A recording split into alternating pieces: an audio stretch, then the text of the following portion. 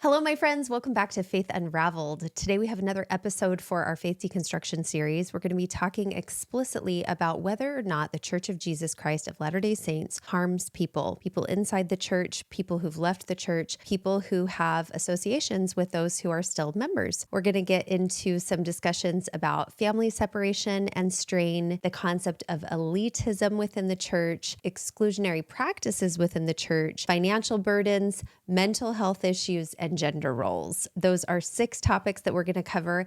And honestly, there were a bunch more that we brainstormed. So I feel like we're just skimming the surface. Scratching the surface. We're just scratching the surface. So we would love to hear your thoughts in the comments. Please tell us, do you think the Mormon Church harms? Do you have anything you want to add before we get started? Yeah, I was going to read something from a General Conference talk. And this was in 1973 with President Hinley. And what was going on is he was in Japan talking to a young naval officer. And the officer had not been a Christian, but during the training in the United States, he had learned about the church and was baptized. So President Hinley asked the officer, "Your people are not Christians. What will happen when you return a Christian, and more particularly a Mormon Christian?" The officer replied, "My family will be disappointed. As for my future and my career, all opportunity may be foreclosed against me." President Hinley asked, "Are you willing to pay so great a price for the gospel?" With his dark eyes moistened by tears, he answered with a question, "It's true, isn't it?" President Hinley responded, "Yes, it is true." To which the officer replied, "Then what else matters?" This reminds me so much of something that I just saw posted on Instagram. It was a pro LDS creator who has a podcast, and he was interviewing a woman who was in her mid-50s. She wanted to get baptized, and her husband did not want her joining the church. And this episode was apparently about celebrating her decision to file for divorce so that she could get baptized. Yeah. And this was celebrated. Yeah. Again, if this was God's church, you could tolerate that kind of thing. But once the truth claims fall apart and you realize that you have no assurance for eternity, that this life may be all you have, and you are willing to throw away your family relationships for this organization, that to me is the epitome of harm. Yeah, you're sacrificing things based upon a false pretense. And that false pretense leads to life decisions for people. When they find out that it's not true, then that's where the regret and the harm comes in around this. But everything is based upon those truth claims. If those truth claims fall, then what happens for those that exactly about this Japanese man, where he says, like, I'm going to be... He's sacrificing everything. Yeah, he's sacrificing everything. He's sacrificing his families. He's sacrificing his job relationships for something that is not false. True. Yeah. Right. And so that's where I think a lot of this goes is you're starting to sacrifice certain relationships, certain things that you're doing based upon a false pretense. The church teaches that this life is a speck on the spectrum of eternity. It's just like a grain of sand. And when you have this kind of mindset, which I would have called an eternal mindset, or as President Nelson calls it, thinking celestial, right? Having an eternal perspective, it's actually extremely harmful because you're willing to bypass things in this life or reject things in this life or to just simply take for granted what you have in front of you, this beautiful life that you have in front of you, because you believe that this life is just a speck. And so we were out to dinner last night with a friend, and he was talking about how his family will say to him, "We love you, we still respect you, we still care for you, you're our son, we could never not love you," but their actions speak a lot differently. They don't text him regularly like they used to. They don't share things with him. So it feels like he's lost his seat at the table. And when I think about this dynamic and how common it is for people who've left the church, I think it is a direct response to this mindset that this life is just a speck on the spectrum of eternity. It gives you permission to just write off what's in front of you for The eternity. For eternity. For salvation. Right. For an eternity that probably isn't there. Yeah. That might not be there at best. Might not be there. I'm pretty positive it's not there. it's this idea of the celestial kingdom and Mormon God is not true. Like, you can go back, you can look in the truth claims, you can look at the priesthood, you can look at the first vision, you can look at the Book of Mormon, and you can look at how Joseph Smith acted from even before the church was reorganized to polygamy. The same patterns, the same cons that he did when he was younger is the same cons that he did in Ohio, in Illinois, in Pennsylvania. They're not that different at all. Like, if you look at the patterns are the same. And are they the same patterns that are perpetuated today in the church? Yeah. Well, yeah, to some certain extent, I would say. But the other interesting part about this is that the way that family members view people who leave the church is as if they're doing something so bad. And if you actually look at the teachings of Jesus, his life ministry was about pushing back against religious organizations, right? And so it's just funny to think about the fact that members of the church who claim this is Jesus's church are upset at those who've left, and they no longer prioritize relationships with those who've left. But there's literally nothing in Jesus's teachings to vilify people who've left religion. Jesus himself spent his life ministry pushing back against the religion of his day. Yeah. A lot of people, in your comments, come, hey, why don't you just leave? Why do you have to stick around and talk about it? Why don't you just move on, move past it? You hear that all the time. I've heard it from friends that we've had. I've heard it from comments and TikTok that you've made. I see it on the YouTube comments that come in. People are always asking the question, like, why do you have to attack the church? Like, you no longer believe, why don't you move on?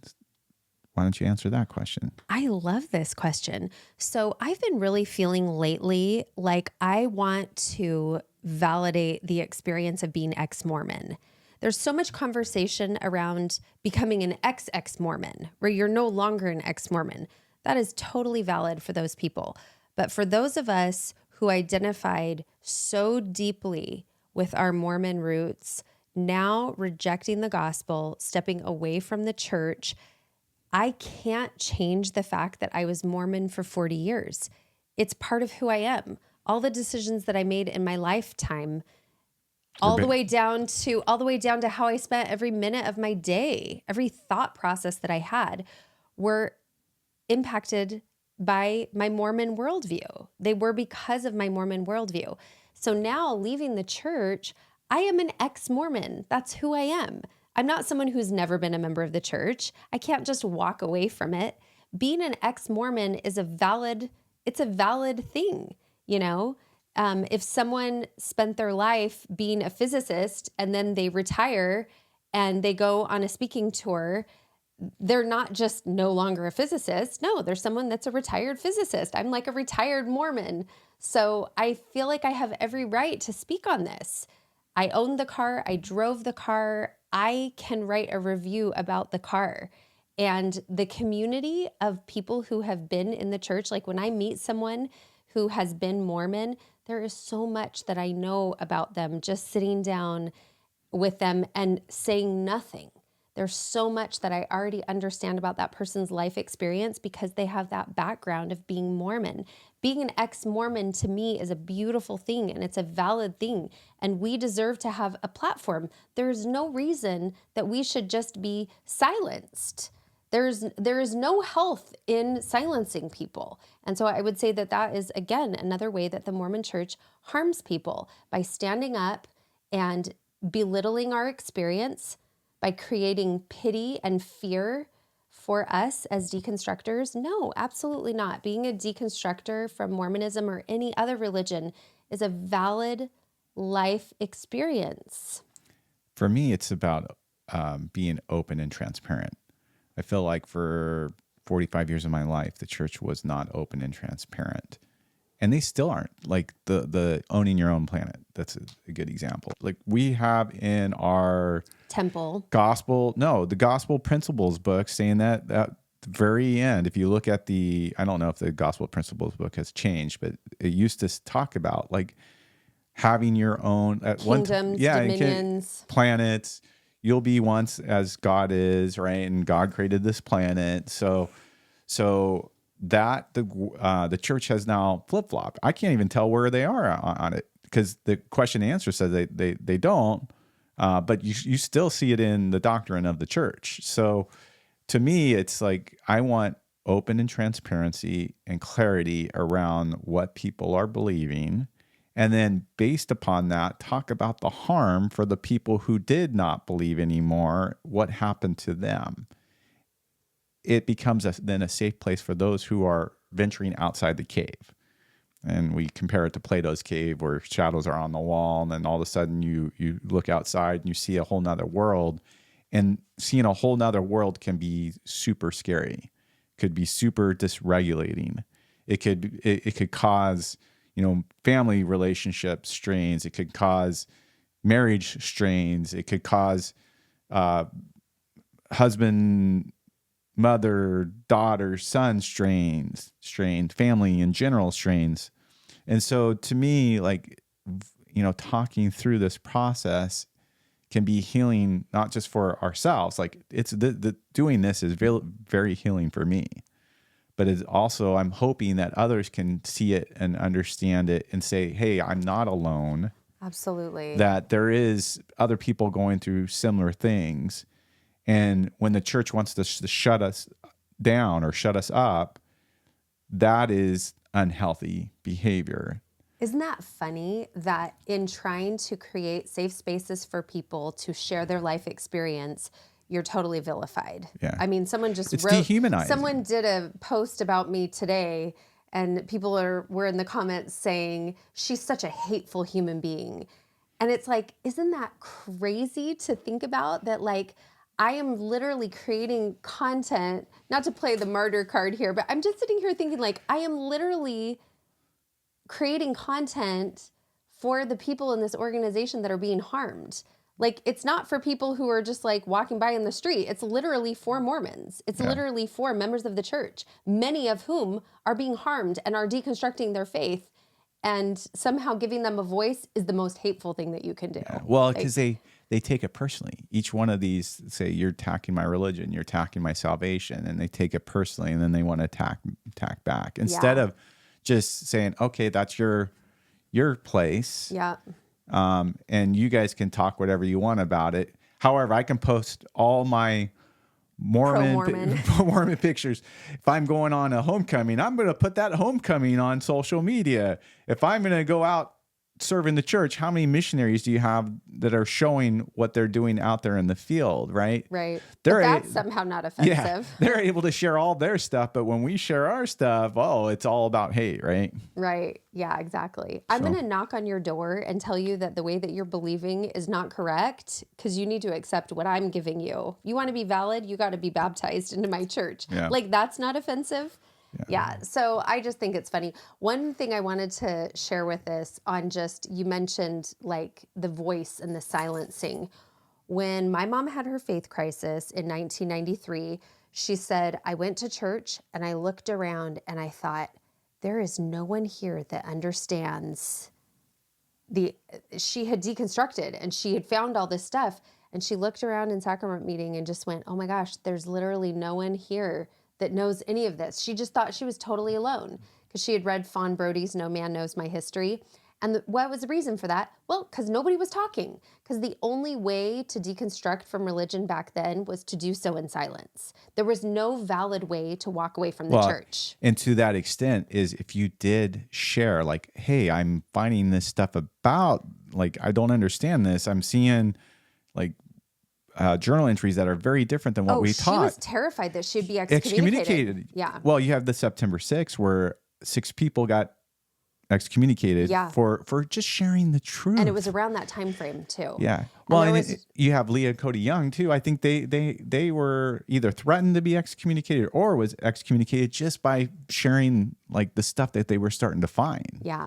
Yeah. It's amazing. So just allowing places to exist where people can voice their experience is the most compassionate thing that we can do. Yeah. And so for people to come onto our content and tell us that we're being hateful by just encouraging these spaces to exist and contributing to these spaces, it's totally a cult mindset. I know people are offended by the word cult, but that is a cult behavior right there. To tell people who've left their religion that they're not allowed to talk about it, that is a cult behavior. So just call it what it is, right? People are confused. When they say these things, they're confused, they're indoctrinated. So the second thing that we're going to talk about is elitism. So this notion that you are better off having the gospel, and to the extent that you can't experience joy if you don't have the gospel. How many times when you were an active believing member, let's say on your mission, did you meet someone and think to yourself, they are so wonderful and they would just be perfect if they had the gospel? I thought of that all the time. Like every time you walk by people, you're like, oh, this person has never had the truth. This person needs to have the truth. And part of it is like we were all, lived in the pre-existence. So this is how the church teaches. We lived before we were born, that we lived as spirits. And at some point in time, they call war in heaven, and there was a decision being made, and 1/3 of the host of heaven chose to follow Satan. And that means that Satan wanted to force everyone to believe to get back to Heavenly Father. We were one of those choice people who did not follow Satan. We were the heroes. Yeah, we were the heroes. And then on top of that, we were like the best of the best, because not only were we chose, but we also were born under the covenant, is what they call it here. And so we were born in the church, which tells us that we were like these special spirits in the pre-existence that were like the strongest warriors. And so you get this mindset coming into like your mission, and you're like, I'm one of the strongest. I was born in the last days too. It wasn't just that I was this like very spiritual and I was born in the church, but we were born at this point in time. We were saved for days. These days. Exactly. Yeah. And if you think about that, like it is all the engineering necessary for a caste system to exist. Yeah. And that you believe that you are at the top of that caste. Yeah. And the reason why, if you take the step out of that, right? If you decide that it's not true and you walk away, you then are no longer in that elite position anymore, and you're automatically looked, I'm going to say, as a secondary type of relationship. Totally. You downgrade yourself big time. Yeah. That's the feeling that I had when I deconstructed, that all these people here, I've been a people pleaser my whole life. I've got a little bit of the Nephi story going for me because I'm like the righteous one in my family. I'm the one who's married in the temple, kept all my temple covenants, that I'm like really serious about living the gospel. And I feel rewarded for that. I feel admiration from aunts and uncles and cousins and maybe not parents, because my parents didn't care so much about that kind of thing. But I felt admiration from others, especially those who knew my family story, because it was like, oh, Alicia's been through all of this. She was kind of a wild teenager. And now look how obedient she is, and look at all the good decisions that she's made. So having a faith crisis is someone like that. You're instantly like, okay, your ego is dying right now. Like you're going to have the major ego death. Yeah. Yes. Because now I know that's not the explicit meaning of an ego death, but it does feel like the death of your ego. It goes back to what our friend was saying last night, that automatically your relationships, for those that are in the church, they look at those relationships differently. Yeah. They look at them like you're not going to be in the celestial kingdom with them. You're not going to have eternal life. And so they're going through in their mind, like, if I'm going to have to prioritize relationships, I'm going to prioritize. That's what I'm guessing. Like, yes. The ones that are going to be with me in the eternities for the long stretch, because this life's just the speck. Yeah. Yeah. So would you agree that the elitism taught in the church that we've learned since the time that we're young is harmful? Yeah. And it goes into that narcissism that you talked about, right? Absolutely.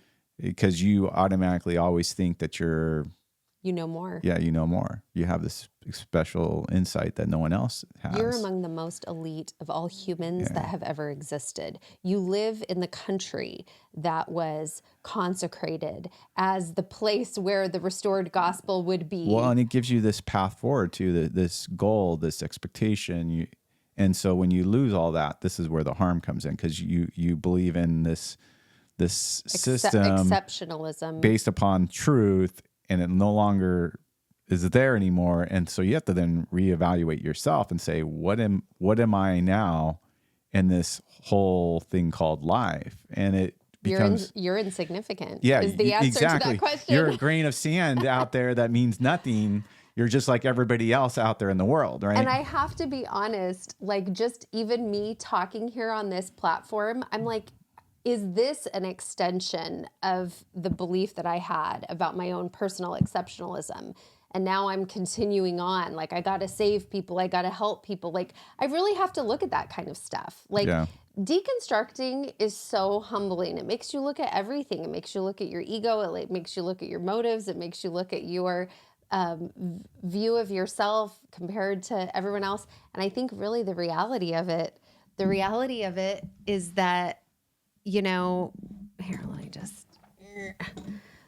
the reality of it is that I am insignificant and you're insignificant too. And we're floating around this world just trying to do our best and cause the least amount of harm. Exactly. Yeah. But if I can contribute to the spaces that are there, I don't know. That's what makes me feel good. I guess I don't see it as we're out there to save people. We're just out there to share our story. And if it resonates with someone and it helps them out, fine. Well, for me, this is also healing. And so that's the other thing I do this is to heal myself and to share kind of my beliefs and my thoughts now in this area. And if it doesn't resonate with someone, it's still resonating with me. Yeah, so. I love that. I just think that in an effort to see the world as things really are, it is helpful for me to at least acknowledge the fact that I was raised in this elitist sort of mindset and to question whether or not I'm trying to continue this hero's dream of helping people partly because of that indoctrination. So what you're saying is you pretty much have to deconstruct that piece. Probably. Yeah. But I'll probably still be here talking. So whatever. Yeah. Okay. So the next one is exclusionary practices. Just simply what we talked about in our last episode, parents sitting outside the temple because they're not allowed to go. They don't have a temple recommend. Maybe they didn't pay their tithing. They're not living up to the standard. They're not worthy or they're not a member. Right. So exclusionary practices in that regard. Of course, we have to talk about the harm that's done systematically to LGBTQ people and the priesthood ban, which is, to me, the highest level of exclusionary harm from exclusionary practices. That's another interview you should do. Absolutely. The priesthood ban is something that I feel very ill prepared to talk on. And it's something that I'd like to go into more detail and bring some guests on who've got some lived experience in that arena. And I would almost say that the idea of Lamanites and Nephites can cause exclusionary practices, because sometimes what that does is if you're an indigenous person living in the United States and you grew up in the church, your view of your ancestry is all around a fictional myth story. Around corruption. Well, it could be around corruption, that they were the wicked that they survived in It America. also steals away their own That's the point. history and culture. They've lost their history and their own spiritual culture, 'cause practices. They believed in the Smith, and the Smith is who they are, and it's nothing in that direction. Super offensive. Yeah.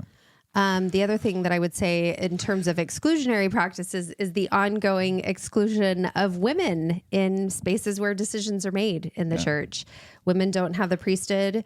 We don't have a voice really at general conference. Women's talks are very minimal and it's just not prioritized. So do the exclusionary practices of the church cause harm? I would say definitely. Yeah, let's talk about the temple alone. Like, you know, if someone's, and we shared this in the last episode, but like you're the most important life event in your daughter or son's life, right? And if you're not worthy, you cannot attend. Or it could be your brother or sister, or your mom and dad who maybe got remarried, and you're no longer able to participate in those types of events, and that's hurtful, and it's based upon, again, a shaky foundation, something that's not true. And so now you're missing out on important life events of your family. You're excluded from those life events because you tend to not believe the church is true. And so that to me is harmful. Also, another significant feature of a toxic family system, you do things exactly the way that I say. And if you don't do them exactly the way that I say, you are not welcome here. And it's your choice to not be here now. Yeah. So I'm going to set this level of expectation, and you have a choice. You can pay your tithing and be here. You can live the law of chastity and be here. And you could be here if you just made a decision to live my way. Yeah. But if you're living the way that's authentic to you, the way that is true to you, well, you're not going to be welcome there. Yeah, that's the justification for it. Well, you could be here if you wanted to. Yeah, you just made a decision not to. You're making your choice not to be there. I was thinking through the LGBT one, and what was it, 2 years ago or 3 years ago? We were at BYU, and everybody was chalking the sidewalks. Right, there was an event to where there was a TikTok creator that said, "Hey, why don't we all go out and show our support?" It was after the musket talk. But it was after. So we wanted to show support to the LGBTQ community at BYU campus. And so there was a good number of people that came there, and it was all love. Like there was no hate that was being shown. No, there were some members of the church that were there, people who were still active members of the church, and they were writing scripture verses in rainbow colors, and it was a beautiful event.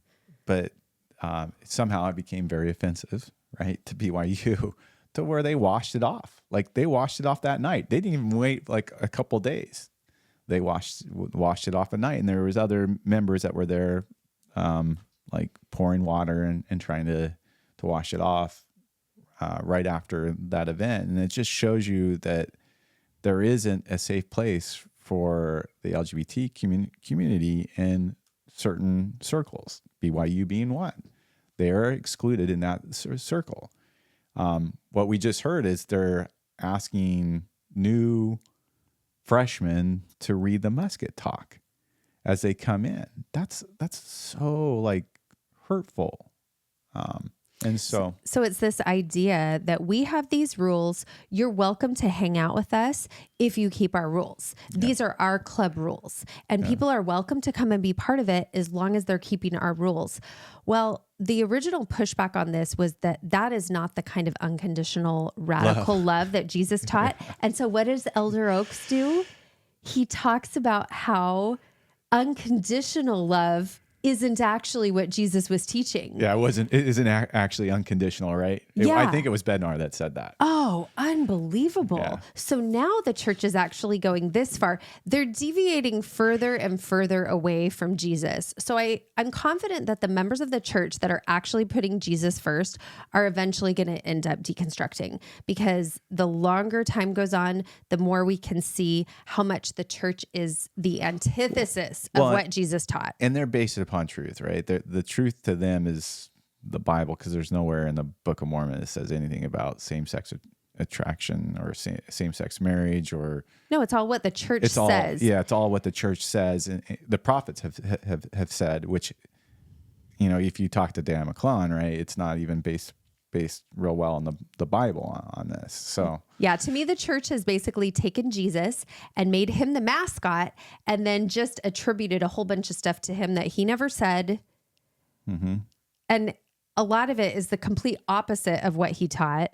So if people really want to come in unto Jesus, they're going to likely follow him right out of the church, because this church is not it. Yeah. Yeah. Okay.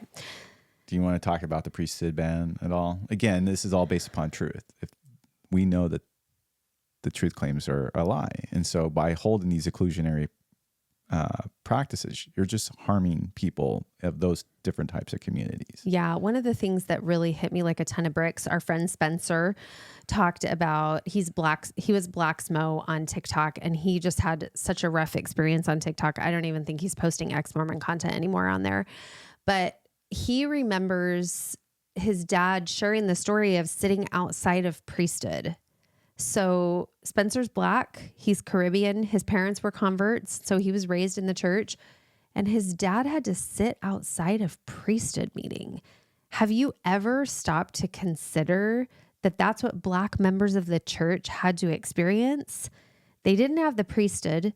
They couldn't get sealed to their family in the temple.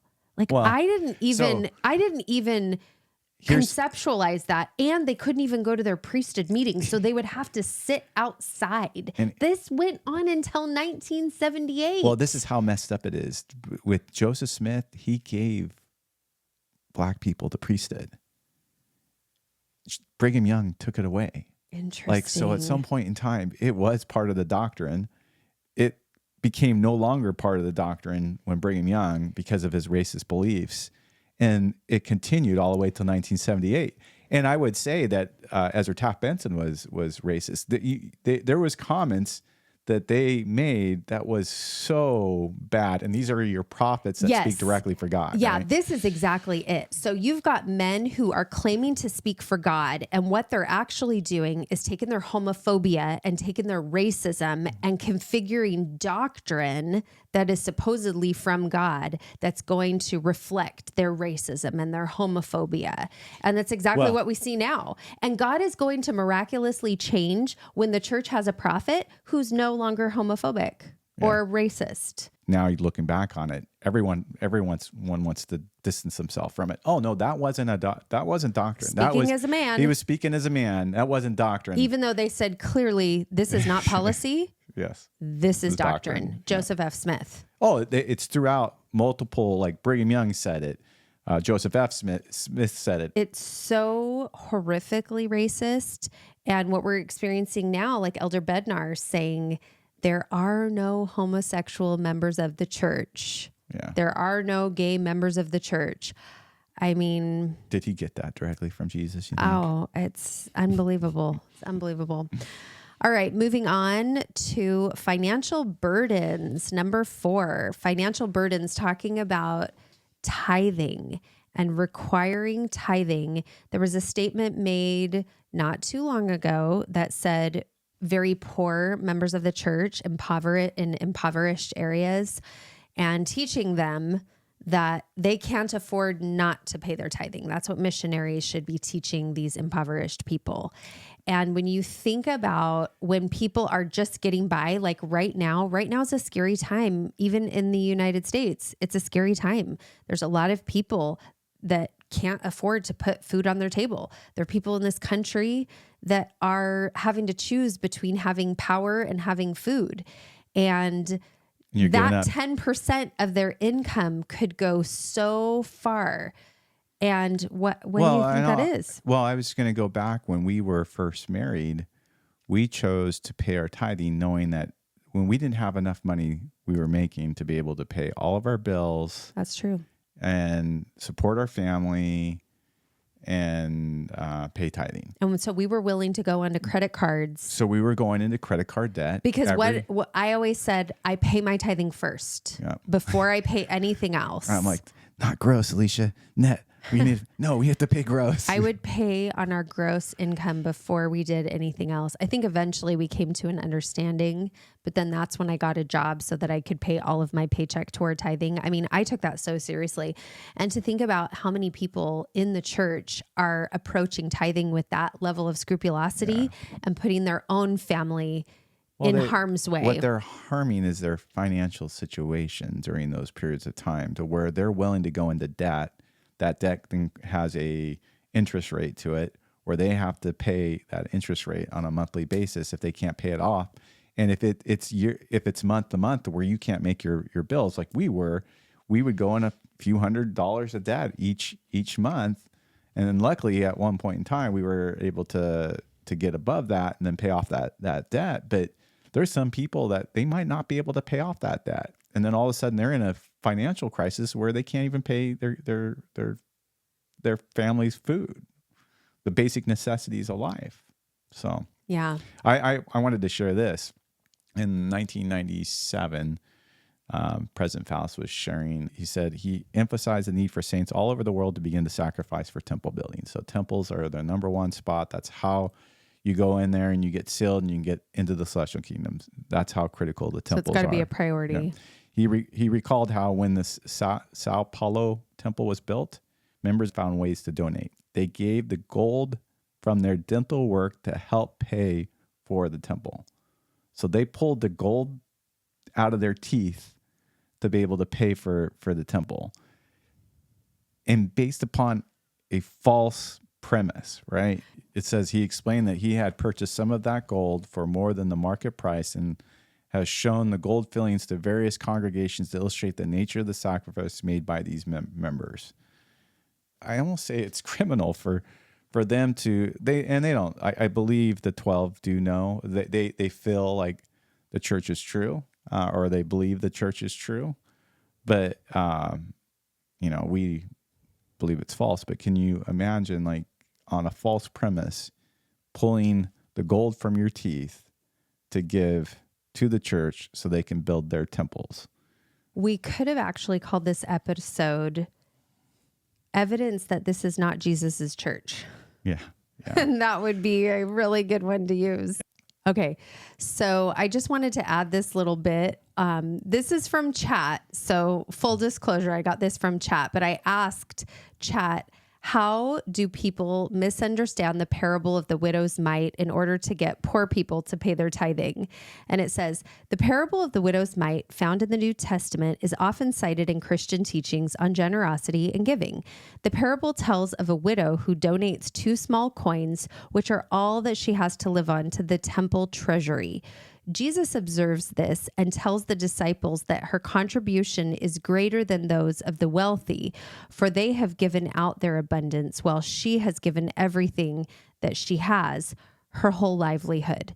Misunderstandings and potentially manipulative interpretations of this parable can occur when it is used to suggest that the measure of one's giving is based solely on the sacrifice involved, irrespective of the giver's circumstances.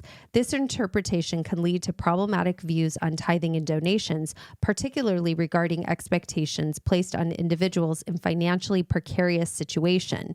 Here's how the parable might be misunderstood or misapplied. Number 1, emphasizing sacrifice over well-being, encouraging people, especially those in poverty, to give beyond their means by presenting the widow's mite as an ideal of sacrificial giving. This can put undue pressure on individuals struggling to meet their basic needs, suggesting that their faithfulness is measured by their willingness to endure hardship for the sake of giving. Number 2, overlooking the critique of wealth inequality. The context of the parable set against Jesus's critique of the scribes and the temple establishment sometimes gets overlooked. In focusing solely on the widow's act of giving, one might miss Jesus's implicit critique of a system where the poor feel compelled to give all that they have, while the wealthy comfortably give from their surplus. This aspect of the parable can serve as a critique of social and economic inequality, which some interpretations may ignore. Number 3, tithing as a financial burden. Using the parable to enforce tithing as a mandatory practice for the church members, including those facing financial difficulties, might ignore the broader biblical teaching on giving according to one's ability. This could lead to tithing being seen as a burden rather than a voluntary act of faith or generosity. And the last one is questioning faith based on giving. Interpreting the parable in a way that questions the faithfulness or spirituality of those who cannot give as much monetarily. This framing can make individuals feel spiritually inadequate due to their financial situation, which contradicts the idea of grace and acceptance irrespective of one's material possessions. Okay. So I think it's funny that the widow's mite parable is used when Jesus really talked about, succoring the meek. And I think the interesting thing about it nowadays is the church is $500 billion, and they don't give back to the poor. And they give $1 billion, Alicia. Come on, at least that's what they said. I don't believe they gave $1 billion because most of the stuff is given by the members itself. So. No, they're creating a ridiculous surplus to the extent that they'll eventually have more than most countries. Yeah, well, and they don't mind seeing someone fall on their face. Being a ward clerk, I've seen this many times where people couldn't pay the bills, and I've seen bishops say, "Hey, I'm not going to help you out anymore." And it's just sad when the church has so much money. Yeah, to give. They're a powerhouse. All right, number 5, mental health. Does the church harm people by way of mental health? And the thing that I really wanted to close in on this point is, do you remember when I believe it was President Benson said that the study of the scriptures would do more to change behavior than the study of behavior?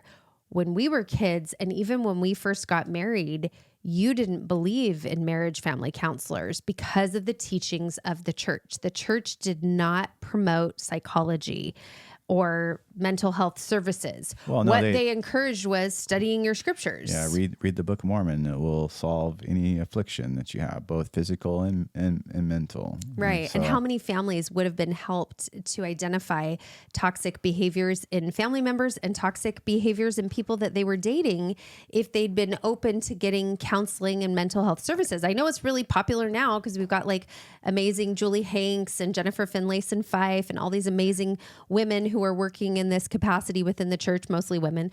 And it's like, okay, well, where was this like 30 years ago? Well, and I think it also breeds disillusionment for people. And where I'm talking about that is I'm talking about like Ruby Frank, and where she went with, her kids being so evil and of the devil. And she felt that she needed to discipline them and abuse them to a certain level. We can go to Lori and Chad Daybell. We can go to the Lafferty brothers. There's this like way that the scriptural approach to mental health is really scary. Yeah. I mean, like and matter of fact, Jody Hildebrand was a psychologist. Can you imagine? And it was all based upon this like Mormon religion. And the funny thing about it is Brad Wilcox met with them that summer after they were found out. I heard that. So when you actually look at these real life cases of parents that are using the gospel to a gospel centered approach to mental health for their children, it is scary as shit. Yeah. Yeah. Because it has to do with evil spirits and if you're not delusional living the beliefs. right, yeah, delusional. Yeah. And people can probably say what, just say it. What do you think I was going to say? No, it's delusional. Yeah, it's delusional, but my belief it's based upon a myth, and now you're like disciplining your kids or operating in a unhealthy manner based upon a disillusion. Right. So, Yeah, there's a standard of care which has been studied throughout decades of time. which they throw away. Which, they don't care about the science. It's like all they care about is like the gospel. The gospel. Yeah. Like the gospel said that the Lord will take us at the very end of this earth, and so whatever happens, it's all going toward the millennium, and they'll be fine. Right. So, yeah. Harmful. Yeah. And then the last thing that I wanted to talk about today is gender roles and the harm of gender roles. And the biggest thing that I want to say about this is that a lot of people have come back to those videos of Brad Wilcox saying, what happened to him? Like, he was such a great guy. He was one of my teachers. He was just such a neat person. What has happened to him that he is so delusional, standing up on the stand, declaring that people outside of the church are just kidding themselves. They're just playing church. They don't really have happiness or joy. They're full of drama. If a plane was going to fall down and crash, the believers are those who help each other. The non-believers, they just step on each other. They're just a bunch of assholes. Yeah. Yeah, it's crazy. But the reason that I mention this with gender roles is this. The sisters are taught to never push back against the priesthood holders. So what ends up happening when you're in a relationship that your partner is not allowed to ever push back on you? You're not allowed to criticize me, Alicia. You're going to become delusional in that state. And I'm saying gender roles because this is how it applies within the Mormon construct, which is that the men rule the household, the women are to obey and not criticize. But this can happen in any household where you have a power imbalance. So I would say it could happen with a woman who's got more power than the man in the household. It's not usually the situation within a Mormon or Christian construct. Usually it's the man. But anytime someone is dominating within their family structure and no one is ever questioning them, no one is ever pushing back or challenging them, they're going to, as I said before, they're going to dwindle into this state of delusion. Yeah, you kind of see this in the entertainment industry too. Totally. Isn't it crazy? We were watching that documentary on, what was that documentary called? Quiet on the Set. Are you talking about Quiet on the Set. And we noticed so many parallels between these power-hungry producers, directors, and all these people that were beholden to them. Total control, right? Total control. No one pushing back. Yeah. You get some really toxic social dynamics with abuse. Well, there's always abuse involved. It goes back to the saying, absolute power corrupts. Absolutely. So. Yeah. Oh, yes. So that is another area of harm. And is there anything else you want to add? I would like to expand on the gender roles. And the issue, I think, is around how the church positions a man and a woman. And the reason, we are in a patriarchal society. This is not just Mormonism, right? This is also Christianity. It has that patriarchy in it. Same with Judaism, I would say, it has that patriarchy. So this is not like defined within Mormonism. It's throughout most religions. It's all around patriarchy. So the point I just wanted to make is Mormonism didn't create patriarchy. This is like society in general, and those gender roles. What they do is they elevate men to a certain level within that elitism that then makes it very difficult for them to take criticism or advice. And you can see that with apostles. They pretty much say, don't criticize me. I will not apologize, right? So that's the mentality that they have for these men, and which then becomes harmful down the road because it's all based upon an illusion. So absolutely. I was going to say there's one other one that I was thinking of. I know we don't have it on the list, but sexuality is another one that I would say that harms people. Like they're going prior to, like, they have high school, they're getting out of high school. And for nowadays, the men are popping right on a mission, right? They're not exploring their sexuality. They're not allowed to explore their sexuality. They're going right on a mission, coming off the mission, and normally marrying an 18-year-old or a 19-year-old woman, unless they go on a mission, maybe a 20-year-old woman, which has no experience with their own sexuality. And so now you're getting people who are getting married that has no experience with their own sexuality. The church is gatekeeping sexuality. If you think about it, like between the ages of 18 and 25 is where you're really exploring your sexuality. And what the church has done is set up this rule that you cannot experience that until you've gotten married. So it causes you to get married really young, probably getting into a relationship with someone that you wouldn't have necessarily chosen outside of that context, just because you want to have sex with that person. And in order to fulfill this natural evolution of your human development, you have to get married to do that. You have to hop into the church's system, and now you're a cog in the system. Is that what they say? Is that the phrase? Yeah, like you're a cog in the system. Right. Yeah. Well, and then when you deconstruct, right, and you no longer have that belief system, that's where that comes forward again. Yes. And you're recognizing you had purity culture. You're recognizing the oppression that you had from like since you were teenagers, and then all of a sudden, like you might be figuring out, hey, I'm not attracted to the opposite sex. Right. You may be asexual. Or you could be, Or you may be hypersexual. I don't know if that's a term. But like you need to be sexually compatible with the person that you're with. Yep. And you might not be because the first time you're getting married and having sex for the first time married. So you've made this long-term commitment without even knowing whether or not you're compatible with that person.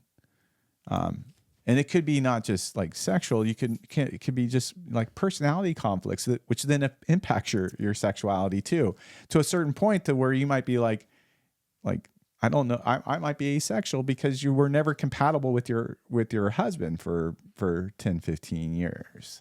Absolutely. And so it forces these weird like dynamics around sexuality too. There's so many areas that we can talk about harm. So today we've covered sexuality, gender roles, mental health, financial burdens, exclusionary practices, elitism, and family strain and separation. But we would love to hear from you on what you think we missed. What other areas of harm are there in the church? And do you really identify with any of these more than others? Let us know in the comments what we missed.